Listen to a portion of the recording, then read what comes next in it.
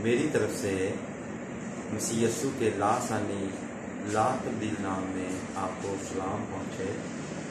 और हम पहला हिस्सा कर चुके हैं और उसमें बताया गया है कि हमारी ज़िंदगी का मकसद, और आज इसका दूसरा हिस्सा आपके सामने पेश करना चाहता हूँ। आए हम दुआ करें। ऐ सोनी बाप, यस्सु के नाम से तो बड़ी बड़ी और गहरी बातें हम पर आश्कारा कर और ज़िंदगी के मकसद को हम जान सकें। रूकुस तू हमारी मदद कर और तह की बातों को दरियाफ्त करके हम पर ज़ाहिर कर। और मैं खुदा तेरा बड़ा शुक्र चाहता हूँ सुनने वालों का, सबके जहनों को, दिलों को खोल, जो भी ये मैसेज सुने वो ज़िंदगी के मकसद को समझ सके और उसके तहत ज़िंदगी गुजारे। यस्सु के अजीम नाम से आमीन। मेरे चीज़ों, मैं यहाँ से शुक्र लेना चाहता हूँ कि एक खुदा के खादम जिनका नाम है रिक वॉर्न, वो कहते हैं कि एक मरतबा मैं पहाड़ों में अपनी राह से भटक गया और वो किसी कैंप में गए हुए थे। और वो कहते हैं कि मैंने किसी से रास्ता पूछा और उस शख्स ने कहा आप यहाँ से वहाँ नहीं पहुँच सकते, आपको पहाड़ की दूसरी तरफ से होकर जाना पड़ेगा, वहाँ से शुरू करना पड़ेगा। इसी तरह आप अपनी ज़ात को मरकज़ बनाकर शुरू करें तो अपनी ज़िंदगी के मकसद तक नहीं पहुँच सकते। ज़रूर है अगर आप अपने खालिक खुदा से शुरू करें। आप सिर्फ इसलिए इस दुनिया में मौजूद हैं कि खुदा चाहता है कि आप मौजूद हों। आपकी ये ज़िंदगी बेमानी रहेगी सिर्फ खुदा में होकर हम अपनी असल, अपने आगाज, अपनी शनाख्त, अपने मानी, अपने मकसद, अपनी अहमियत और अपनी मुकर्ररा मंज़िल को जान सकते हैं। और कोई अपनी मुकर्ररा मंज़िल को, अपनी असल को और अपनी शनाख्त को नहीं जान सकता उसके बगैर। ये बहुत ज़रूरी है। दूसरा रास्ता आप जो भी अख्तियार करेंगे और वो आगे से आपको बंद मिलेगा। जिस तरह के रिक वॉर्न को वो रास्ता बंद मिला जहाँ से वो आगाज करना चाहते थे, उसको दूसरी तरफ से जाना पड़ा। इसलिए बहुत से लोग खुदा को अपने मकासद के हसूल के लिए इस्तेमाल करते हैं, लेकिन ये फितरत के खिलाफ अमल है और उसका नाकाम होना यकीनी है। आप खुदा के लिए बनाए गए हैं, अपने लिए नहीं। और ज़िंदगी यही है कि खुदा आपको अपने मकासद के लिए इस्तेमाल करे। अगर आज तक हम अपने लिए खुदा को इस्तेमाल कर रहे हैं और अपने मकासद के लिए इस्तेमाल कर रहे हैं तो ये गलत है। बल्कि खुदा हमें अपने मकासद के लिए इस्तेमाल करे। खुदा ने हमें अपने मकासद के लिए बनाया है और ये निहायत ज़रूरी बात है कि खुदा हमें अपने मकासद के लिए इस्तेमाल करे। इसके बारे में बाइबल मुक़द्दस वाज़िया फरमाती है कि जिस्मानी नीयत मौत है मगर रूहानी नीयत ज़िंदगी और इत्मीनान है। रोमियो 8:6 में आप पढ़ सकते हैं। इससे मुराद ये है कि उन मामलात में अपने आप को मरकज़ बनाए रखने से कुछ नतीजा हासिल नहीं होता, बल्कि खुदा पर ध्यान मरकूज करने से हम खुली, कुशादा और आज़ाद ज़िंदगी का तयन कर सकते हैं, आज़ाद ज़िंदगी तक पहुँच सकते हैं। और मेरे अजीज़ों, बहुत सी किताबें लिखी गई हैं जो आपने पढ़ी भी होंगी और जिनमें ज़िंदगी के मकसद को जानने के तरीके तजवीज़ किए गए हैं। उन सारी किताबों को अपनी मदद आपके ज़मरे में रखा जा सकता है, इसलिए कि उनमें अपनी जान को मरकज़ बनाने के लिए नुक्ता नज़र से बात की गई है।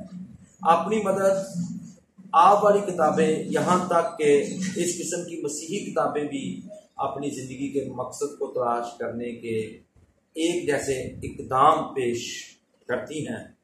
मसलन अपनी ख्वाबों पर गौर करो,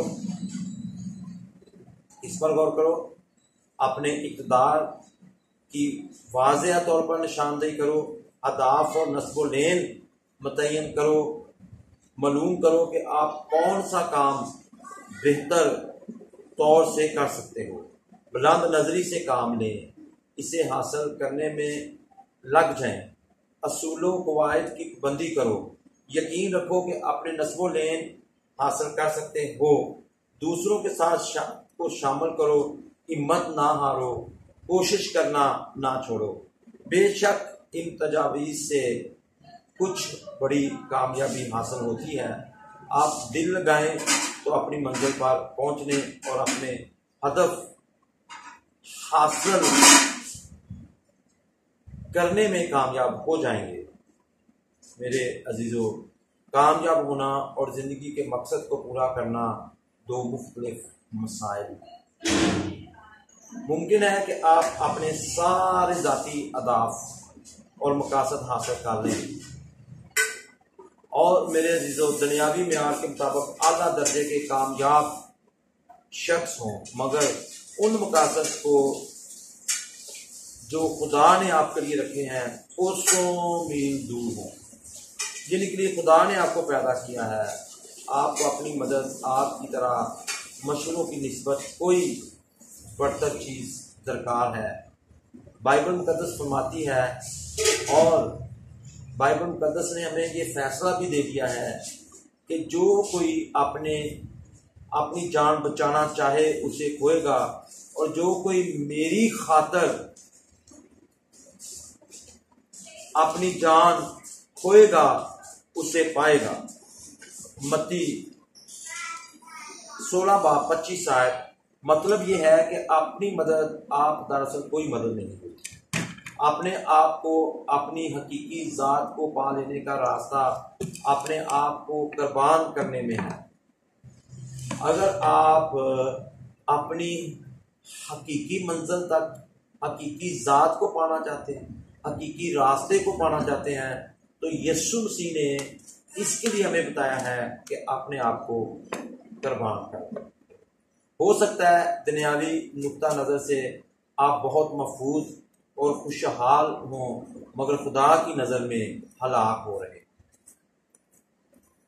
और मेरे अजीजों, मैं आपसे इल्तिमास करता हूँ कि ज़िंदगी का मकसद जो है वो आपकी अपनी इंतहाई मसरूफ़ ज़िंदगी से, मनसूबाबंदी से के बारे में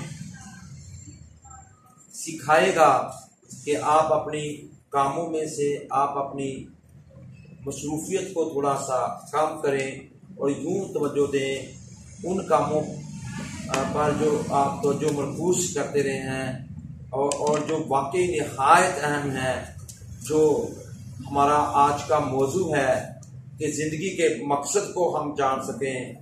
तो मैं आपसे इल्तिमास करता हूँ कि आप ज़रूर कुछ बनें या कुछ बनेंगे। खुदा ने आपको पैदा किया है। आप कैसे मालूम कर सकते हैं कि खुदा ने मुझे किस मकसद के लिए पैदा किया है? ये सवाल है। आपके पास सिर्फ 2 रास्ते हैं।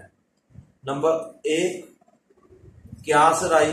अक्सर पेशतर लोग इसी को अख्तियार करते हैं और वो ख्याली घोड़े उड़ाते हैं और अंदाजे लगाते हैं और नजरिए गढ़ते हैं, मफरूज़े कायम करते हैं। जब वो कहते हैं मैं हमेशा सोचता हूँ कि ज़िंदगी का मतलब क्या है, यही बेहतरीन मफरूज़ा या अंदाज़ा है जो मैं पेश कर सकता हूँ। हज़ारों बरस से रोशन दिमाग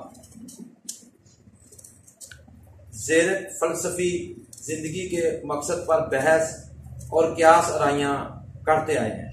फ़लसफ़ा एक अहम मज़मून है जो अपनी अलग अफादियत रखता है, लेकिन जब ज़िंदगी के मकसद का तयन करना हो या करने की बात होती है तो नहायत आली दिमाग फ़लसफ़ी भी महज अंदाजे लगाते हैं और क्या आराइयाँ करते